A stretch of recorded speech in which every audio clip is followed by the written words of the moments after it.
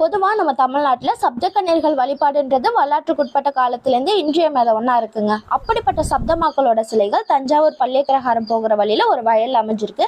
ஒரே கல்லில் உருவாக்கப்பட்ட இந்த சப்தமாக்கள் ரொம்பவே அற்புதமாக இருக்குங்க. பொதுவாக இவங்களை ஆறு, குளம், ஏரி, வயல்வெளின்னு பெரும்பாலும் நம்ம பார்த்துருப்போம்.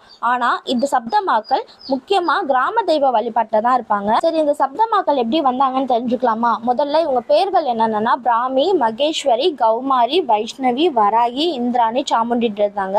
இதுல பிராமின்றவங்க பிரம்மனோட அவதாரமாகவும், மகேஸ்வரின்றவங்க சிவனோட சக்தியிலேருந்து உருவானவங்களாகவும், கௌமாரின்றவங்க முருகரோட அவதாரமாகவும், வைஷ்ணவின்றவங்க விஷ்ணுவோட அவதாரமாகவும், வராகின்றவங்க விஷ்ணுவோட வராக அவதாரத்திலேருந்து உருவானவங்களாகவும், இந்திராணின்றவங்க இந்திரனோட அவதாரமாகவும், சாமுண்டின்றவங்க துர்க்கையோட அவதாரமாகவும் சொல்றாங்க. இவங்களாம் அந்தகாசுரன்ற அசுரன் அழிக்க சிவபெருமான் சண்டை போட்டுட்டு இருந்தப்போ அவருக்கு உதவியா தோன்றினவங்கன்னு ஒரு கூற்று இருக்குங்க.